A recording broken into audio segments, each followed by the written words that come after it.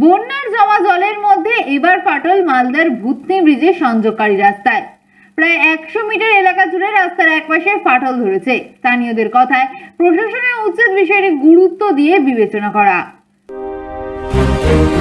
বন্যা কবলিত মালদার মানিকচকের ভূতনি এলাকায় ভূতনি ব্রিজের সংযোগকারী রাস্তায় ফাটল।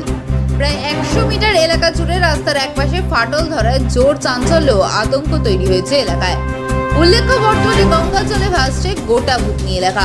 সেই সময় জমা জলের মধ্যেই ভূতনি ব্রিজের সংযোগকারী রাস্তার নিচে প্রায় 100 মিটার এলাকা জুড়ে রাস্তার একপাশে ফাটল ধরেছে, যার নজরে আসতেই ভূতনিবাসীর মধ্যে ব্যাপক চাঞ্চল্য ও আতঙ্ক তৈরি হয়। এলাকাবাসীদের বক্তব্য, বন্যার জলে রাস্তা ক্ষতিগ্রস্ত হয়েছে, সেই রাস্তা দ্রুত মেরামত করার উদ্যোগ না নিলে যে কোনো সময় ধসে পড়তে পারে রাস্তাটি। তাই প্রশাসনের উচিত বিষয়টি গুরুত্ব দিয়ে বিবেচনা করা।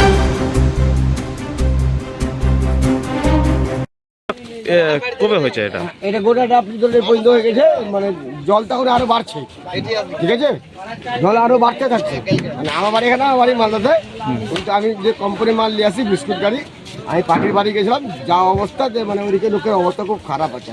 ওখান দিয়ে পরে মাটি ভরে ওখান থেকে একটা রাস্তা করা হয়েছে, তার সামনে একটা করা হয়েছে, আপনি সিঁড়ি করা হয়েছে আর কি অ্যাঙ্গেল দিয়ে লোকজন যাওয়ার জন্য, তাও হাফ প্যান্ট পরে যাচ্ছে। আপনি ধরে 4 দিন ধরে আছে, 4-5 দিন ধরে ফাটল হয়েছে। এটা ধরেন আপনি মিনিমাম 280। কি মনে হচ্ছে এর থেকে বড় দুর্ঘটনা হতে পারে এই ফাটলের জন্য? হ্যাঁ, এটা হতেও পারে, যেভাবে জল বাড়ছে এটা কেটেও যেতে পারে। ব্রিজে কি কাজ ঠিকঠাক হয়নি? কি কিসের কারণে ফাটলটা ধরেছে মনে করছেন? জলের ধাক্কাতে মালটা ভেতরে গেছে নিচে। এটা কোনো যে কাজ করে তার কোনো ই নাই আর কি, কাজ খারাপ করেছে তা বলবো না। করবে বলে মনে করছেন? কি অসুবিধা? এখন যেভাবে জল বাড়ছে, এখন এটা কেটে এখানে জল চলে আসতে পারে, আরো কিছুটা জল আসতে পারে। তাহলে কি অসুবিধা হবে মনে করছেন?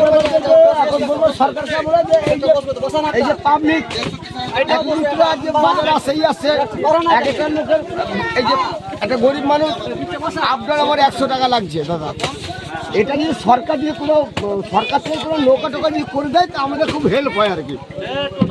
ঠিক আছে, আপনার নাম? আমার নাম প্রণব কুন্ডু।